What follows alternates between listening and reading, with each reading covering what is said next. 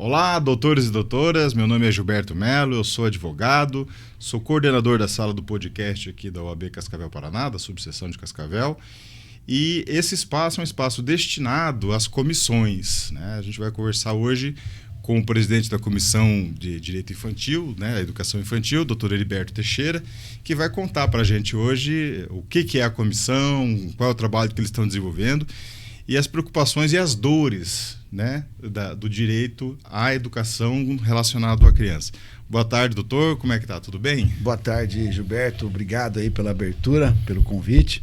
Vamos conversar um pouco, debater um pouco aí sobre educação infantil e quais são os desafios que a OAB e a sociedade de Cascavel têm a enfrentar nesse tema. Me diz uma coisa, doutor. A comissão existe desde quando? Então, há um tempo atrás, eu conversei com o presidente Alex e expliquei para ele do sonho, né, que é a busca da educação. Em sala de aula, como professor, eu vislumbrei uma grande dificuldade dos egressos em acompanhar e chegar na universidade com uma bagagem boa. E percebi que o problema é na base, bem na base mesmo, lá na formação inicial, de 0 a 5 anos. E aí conversei com ele deu abertura e eu entendi que a OAB, enquanto aí cumpridora do Estado democrático, observadora das leis, fiscal, né, na busca da justiça social, ela é um órgão muito importante para cobrar das autoridades, né, a realização, a concretização dessa universalização de acesso das crianças de 0 a 5, principalmente de 0 a 3, onde está a maior dificuldade, né? E o Alex prontamente falou: não, Heriberto, você tem a nossa total confiança, eu vou te nomear presidente, você escolhe o pessoal que você quer trabalhar, você convoca, a gente chama, a OAB está à disposição. E ele abriu as portas e a gente montou então a comissão. Eu fui nomeado o presidente da comissão, mas o presidente não faz nada sozinho, nós estamos com uma equipe já e já estamos com o planejamento estratégico praticamente pronto para as atividades do ano de 2024. Quando a gente conversa e fala sobre educação infantil, né, que está expresso na Constituição, que é um direito fundamental, mais que um direito fundamental, tem um intervalo ali onde que é obrigatório ou não, né, mas hoje a gente entende como obrigação do Estado, né? Existem espaços que parecem, doutor, se estiver errado me corrija, né? Por favor, depósitos onde as crianças são colocadas para os pais poderem trabalhar, né? E esse espaço de 0 a 3 anos exige uma preocupação maior, eu acho que de afetuosidade com as crianças. Veja, nós estamos em Cascavel pode ter uma realidade diferente de outros lugares, mas essa é uma preocupação global, não local, né? Nesse sentido, qual que é a sua visão global? Podemos falar de Paraná, podemos falar de Brasil, ou de um entendimento geral, sem problema nenhum. É importante o aspecto que você levantou, porque até tem uma questão aí histórica, onde as crianças nesta idade, nessa faixa etária, nunca foram assim relevadas como sendo um objetivo do Estado, um objetivo de cuidado. Isso recentemente, depois de estudos que foram feitos, estudos científicos, estudos, enfim, de pessoas que estão trabalhando com a educação, acabaram identificando que a criança, na formação de 0 a 6 anos, é onde forma o cérebro, é onde forma as conexões, as sinapses, se desenvolve toda a parte neural, a parte social. Então, isso acabou tendo relevância e começaram, então, a pesquisar e a entender a necessidade. E aí até eu vou fazer um contraponto, doutor Gilberto, você coloca muito bem essa questão de depósito. E hoje nós temos um nome hoje que, me desculpem quem não acha dessa forma, mas eu acho creche hoje um nome já carregado com essa... Quase pejorativo. Exatamente, né? Quase com essa pecha que você acabou de colocar. Tipo, creche. O que é uma creche? é o que você bem disse. Vou deixar meu filho, porque eu preciso trabalhar, a minha mulher precisa trabalhar, e alguém precisa cuidar da criança, dar mamar e tal.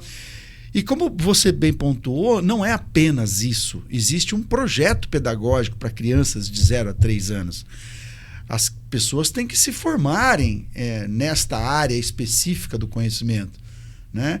Você precisa, além de dar mamar, além de trocar a fralda, você precisa estimular essa criança dentro de um conhecimento pedagógico, etc. Tanto que o nome adequado hoje é CEMEI, né? Centro Municipal de Educação Infantil. Exato. De educação infantil, exato, né? Fica melhor, né? O CEMEI, acredito que é o nome que mais se adequa aí, porque ele fala de um centro, né, de educação infantil, enfim, né, que é a primeira infância, né? E então esse, vamos dizer, estudo culminou daí com a reforma da Constituição, que ela estabeleceu, como você bem disse, o direito, né? Que antigamente era apenas vamos deixar lá e vamos trabalhar. Aí depois passou a ser um direito e agora ela está, inclusive, na Lei de Diretrizes e Bases da Educação Nacional e também no Marco Legal da Primeira Infância, que é uma legislação recente, Marco Legal da Primeira Infância. Então hoje nós temos um sistema jurídico já preparado, né, enraizado dentro do nosso grande sistema jurídico, já contemplando toda a legislação desta faixa etária, né? É muito importante. E não esquecendo que existe a preocupação, para além da educação, o do bem alimentar a criança, né? Então, hoje, bem ou mal, de uma forma... A gente pensa que o Estado também está entregando para a criança mais do que a educação, né? Mas uma alimentação adequada para que ela possa desenvolver as possibilidades e capacidades, enfim... E pelo menos essa é a obrigação, né, doutor? E como efetivar isso da nossa perspectiva? Usando a comissão, né, as prerrogativas dos advogados, mas a prerrogativa da Comissão de Educação Infantil. Como efetivar isso? Como é que o senhor pensa que isso vai se concretizar o trabalho da OAB, né, em apoio, vamos dizer, vou usar a palavra apoio, eu acho adequada, a essa efetivação cada vez maior? Doutor Gilberto, percebo que o colega é pontual nos questionamentos, porque, de fato, é bem isso. É bem esse o pulo do gato. Qual é a bala de prata, né? Como que nós vamos resolver esse problema? No Rotary, onde eu fiquei durante 13 anos, nós tínhamos essa perspectiva. Mas o Rotary é uma organização não governamental com pouco poder assim de fiscalização, eu diria. É um órgão espetacular, mas aí eu pensei que, de repente, a Ordem dos Advogados do Brasil fosse uma guarida melhor. E para que finalidade? Comecei a buscar algumas informações e percebi que existe uma possibilidade de você comprometer os futuros candidatos com seus planos de governo. Comprometer. Todos eles fazem um plano de governo antes de se candidatar e são obrigados a entregar esse plano de governo na Justiça Eleitoral. Se conseguirmos nós, através da OAB, um pacto com estes futuros candidatos em prol da educação infantil, por exemplo, o meu objetivo será zerar a fila de crianças aguardando a educação, uma vaga na educação, no CEMEI. Aguardando, muito bem. Assinou, protocolou na Justiça Eleitoral, está protocolado, ok. Começou o seu exercício de mandato, aí de repente a coisa não andou, né? A coisa não foi. Então, quais as experiências que o Brasil tem hoje? No estado, na cidade de São Paulo, houve um trabalho nesse sentido, e na época era o prefeito era o Haddad, que tinha feito esse compromisso junto à OAB, junto ao Ministério Público lá, e aí foi proposta uma ação civil pública exigindo que o prefeito cumprisse o seu plano, né, dentro de um determinado prazo. Então, o que foi feito? O Poder Judiciário acabou ordenando ao Poder Executivo que cumprisse a meta que ele mesmo já tinha se comprometido quando foi candidato. Essa foi a saída que foi adotada lá em São Paulo por uma colega nossa, advogada, que também tem a educação infantil como um sonho, como uma coisa assim possível de ser realizada. E eles conseguiram elevar com essa medida judicial, com essa ligação que fizeram entre o chefe do executivo, etc. e tal, da média. Hoje a média nacional de crianças fora da escola é de 65%. Só 35% a 40% no máximo das crianças de 0 a 3 estão em CMEIs. 60% a 65% estão fora. A cidade de São Paulo, com base nesse estudo e nessa forma de trabalhar que eles encontraram, com a OAB junto, o Ministério Público junto, eles elevaram para 65% das crianças dentro dos CMEIs. Eu estou falando de São Paulo, que é a maior cidade do país. Que é uma maior cidade do país. Da Latinoamérica. Então, não sei se o doutor Gilberto entendeu, se qualquer coisa me pergunte mais, mas a sistemática que eles acabaram adotando. Entendi perfeitamente. E também quero fazer aqui seguindo no mesma trilha, um reitor de uma faculdade aqui de Cascavel, que hoje já está até aposentado, é um grande amigo, há muitos anos, numa conversa, ele me falava sobre o custo da educação pública e o quanto custaria para o Estado se o Estado contratasse quantidades privadas esse espaço de educação. Certo. Isso o doutor vê como uma saída possível hoje. E ali o estudo que eles tinham, claro, era muito mais barato para o Estado contratar fora do que destinar o que estava destinando para a educação pública. E quando eu digo valores e custos, a gente está falando construção de prédio, manutenção de prédio, professores. Veja, não estou falando de privatização da escola, não isso. Né? A ideia era que o Estado pudesse contratar escolas, as vagas. Eu preciso de 50 vagas. Sim. E aí abre isso, um pregão eletrônico, e essas crianças são distribuídas em escolas particulares que teriam interesse em receber do Estado. O senhor acha isso uma saída viável, doutor? Acha possível isso? Plenamente, doutor Gilberto, plenamente possível. Inclusive, em Cascavel, hoje, já existe um percentual, não sei se gira em torno de 10% das vagas que já são em escolas privadas. Porto Alegre, existe hoje lá mais de 50% das vagas de educação infantil colocadas em escolas privadas, a um custo aproximado de R$900 a R$1.000 por estudante. Aí eu estou falando sempre focando aqui no 0 a 3. Né? Vamos lembrar que dos 6 anos em diante é do ensino fundamental, que já é do Estado, né? E de 4 a 5 é pré-escola. E aí nós estamos falando de 97%, quase 100% das crianças todas já matriculadas em ensino regular municipal. Então o problema é o 0 a 3 mesmo, o problema de ausência, de falta, né, de vaga. E aí, respondendo diretamente à sua pergunta, acho sim plenamente viável. Por quê? Construção de uma creche é difícil, envolve um dinheiro grande. Existem hoje projetos federais, projetos que contemplam o repasse de verbas da União.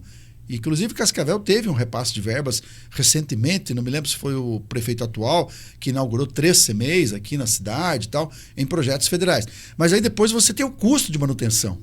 Você tem que contratar, porque cada sala de aula de crianças de 0 a 3 anos não pode ter mais que 12 alunos. Senão você fica ali só tapando incêndio. Você tem que ter espaço para estimular, né? Então, vejo assim, o município, sim, tem que ter a rede própria, porque você tem os princípios pedagógicos, que na rede pública ele é diferente da rede privada, né?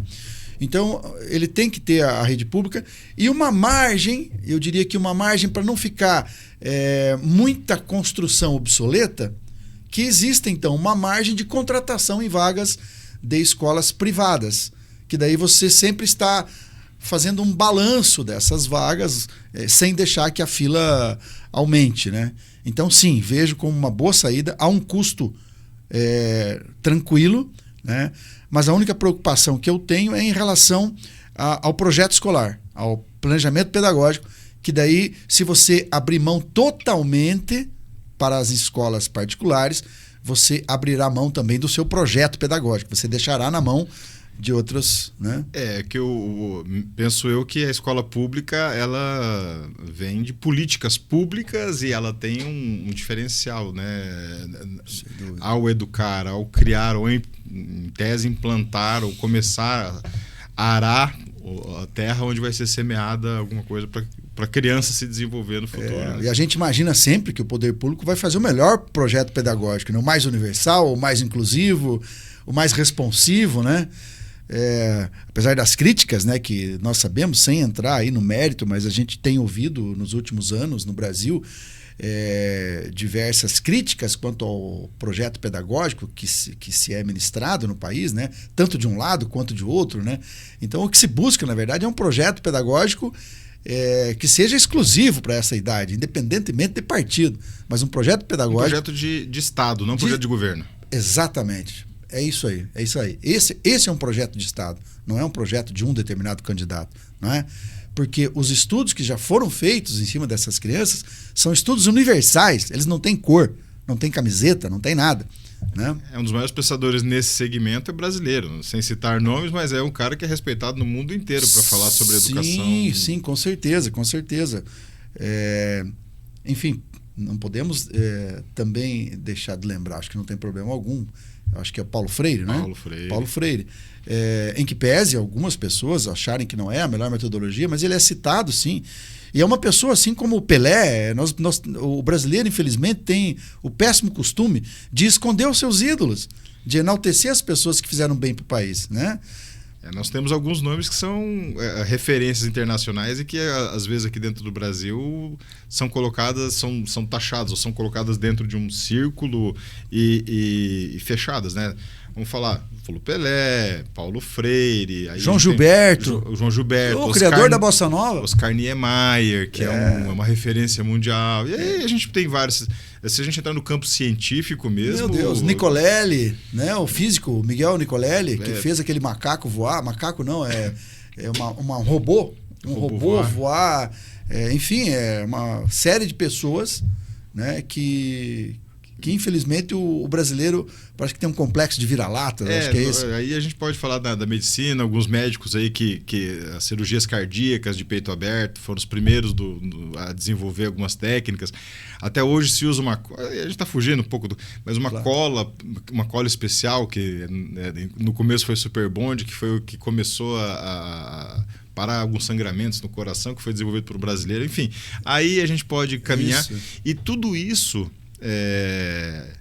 a gente tem que pensar, penso eu, né, o que seria interessante a gente fazer essa avaliação, que se começa a se verificar lá na primeira infância, né? É lá onde começa tudo. Que desenvolve. E assim, como eu falei um pouco atrás, esses estudos que embasaram a importância da primeira infância, de 0 a 6 anos, eles foram cada vez mais sendo abastecidos por novas ideias, por novos projetos pedagógicos, e hoje não se tem dúvida nenhuma mais que o foco da educação tem que ser a primeira infância. Você tem que colocar essas crianças a serem estimuladas, porque nos países que já chegaram num grau de desenvolvimento bastante grande, para citar apenas alguns aí, Coreia do Sul, Alemanha, Suécia, Coreia do Sul tá no topo ali, Coreia do Sul no topo. Eles pegaram e perceberam esses estudos e colocaram as crianças de 0 a 6 anos nas melhores escolas do país, né? Com estímulos, com projeto pedagógico. As crianças crescem com a autoestima elevada, com o cérebro grande, bem alimentada, sem medo de se expor em sociedade, sem medo de conversar, sabe? Sem fobias sociais. Ou seja, você construiu a base. É como se você pegasse um chip zerado e nele você começa a colocar os arquivos que você acha. Ou seja, você vai estruturando essa base. E com um pouquinho de informação não é difícil nem a gente verificar ao longo da história sociedades que fizeram essa vírgula interna e se modificaram completamente. Aí a gente pode falar do Japão pós-guerra. A gente pode falar dos tigres asiáticos, e aí colocando a Coreia dentro desse caminho. Taiwan. A gente pode falar dos anos 20, 30 e 40 da Argentina, que fez uma revolução educacional incrível e que eles estão colhendo os louros disso, mesmo que seja só o nome, né? Até hoje, mas viveram o ápice, tiveram os anos 70 com a economia talvez mais forte do que a do Brasil, que veja o monstro, que é o Brasil comparado à Argentina em termos de tamanho e população, enfim, e eles conseguiram ter uma economia maior que a nossa. Então, me parece que a educação e claro, a sementinha é onde o doutor está. A sementinha.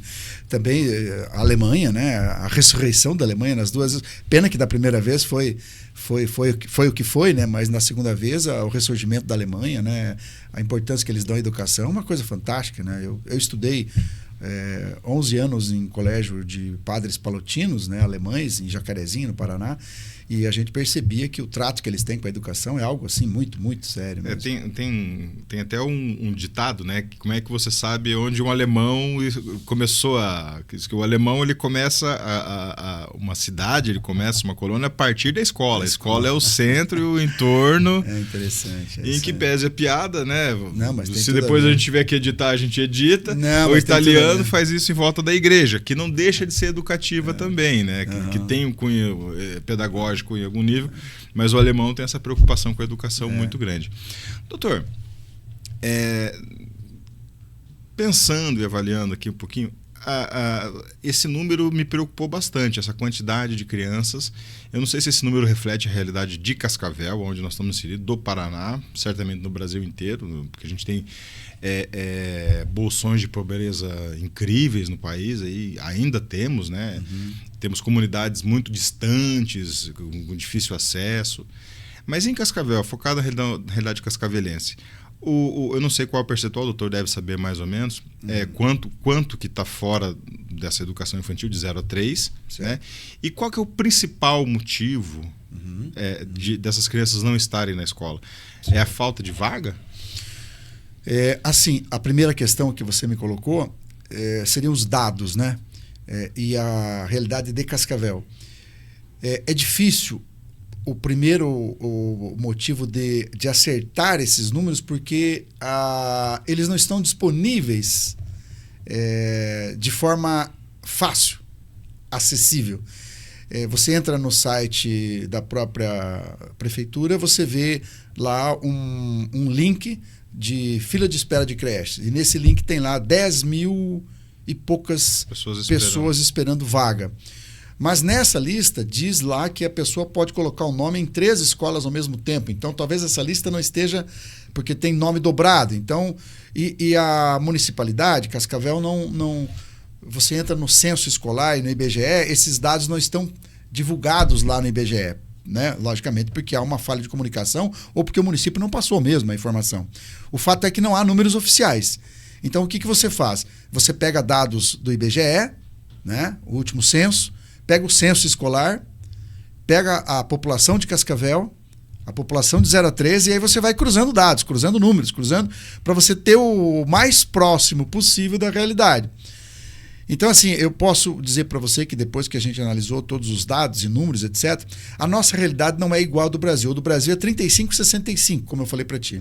35 dentro, 65 fora.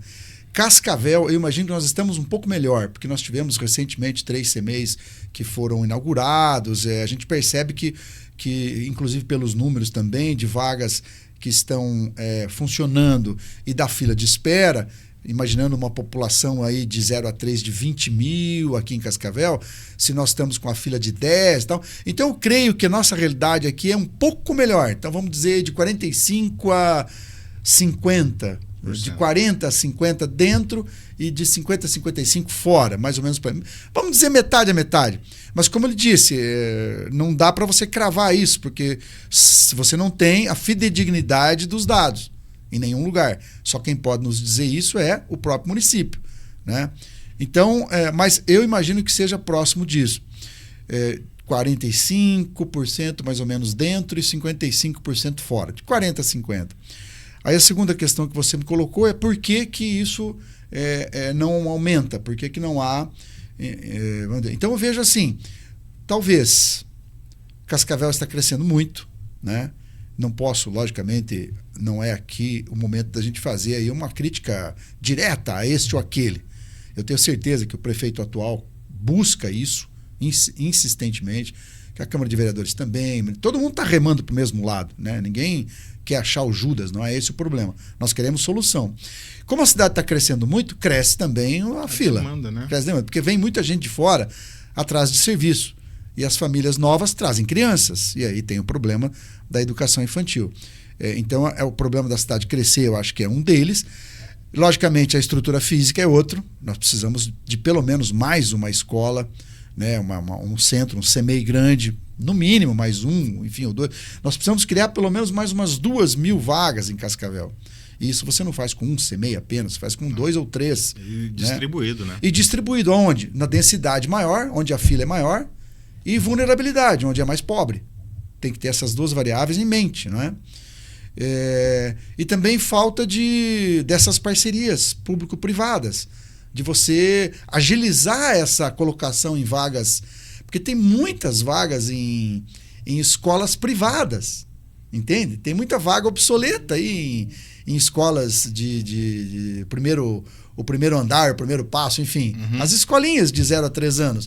Então, se você agilizar isso, né, você também consegue. Mas eu acho que o pulo do gato é que todos fiquem olhando isso. Que você crie na sociedade cascavelense uma vontade para que isso se resolva. Uma educação, né? E tem a parte do pai também. O pai tem que superar, em qualquer nível social que ele tiver, a ideia de creche. Isso. Essa ideia tem que ser superada. Tem que ser superada, é verdade. Ele tem que mandar a escola pro filho ser arado, para ele estar preparado para o desenvolvimento. E como é que... Daí é uma pergunta que não tem resposta, né? Como é que a gente faz isso com os pais? Né? A ideia não é responder essa pergunta, é deixar ela quicando. Porque aí a gente vai entrar no outro campo, né, doutor? Mas talvez seja importante deixar o recado para os pais, né? Sobre a importância... Eu tenho certeza que existe uma quantidade... E eu sou testemunha de vários amigos que não, meu filho vai para a escola quando ele tiver idade. E aí ele acredita que a idade do filho ir para a escola é lá hoje no primeiro ano, né? Quando a criança tem 6 anos. Não vai nem para o pré, já vai direto para o primeiro ano. Enquanto que outros, não, meu filho 6 meses está na escola, ele já vai começar a socializar do começo, pegando os anticorpos das outras crianças. Então, como é que você resolve isso? Primeiro, eu acho que uma campanha de educação grande.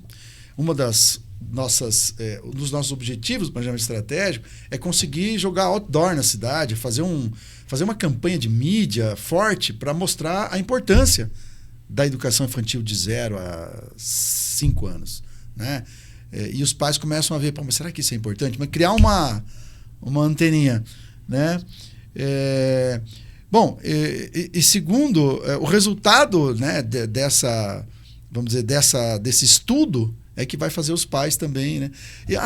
Desculpa, eu tergiversei aqui. Na verdade, o segundo aspecto é que essa geração que vai estudar é que vai ser os pais do futuro. Então, eles vão pensar diferente.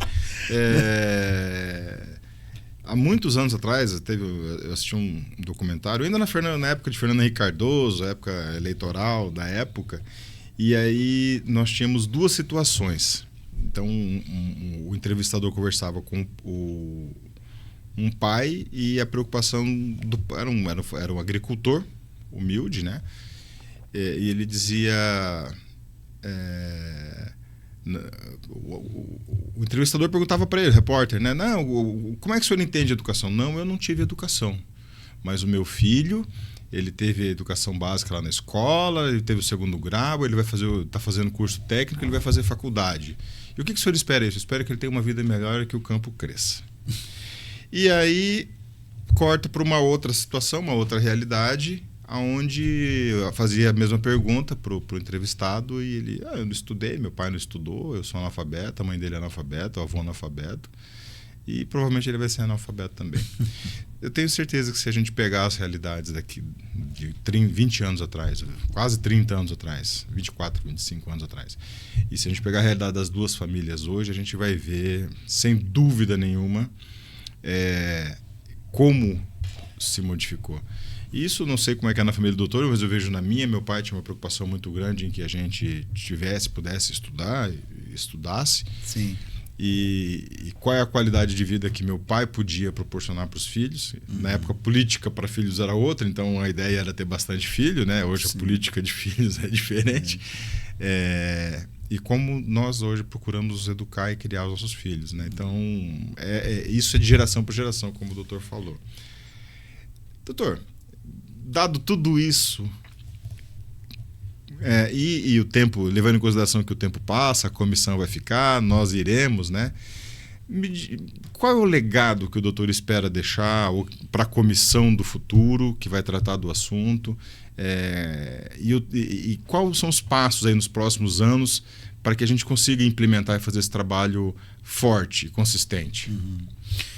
Então, nós montamos um planejamento estratégico onde estabelecemos algumas diretivas, né?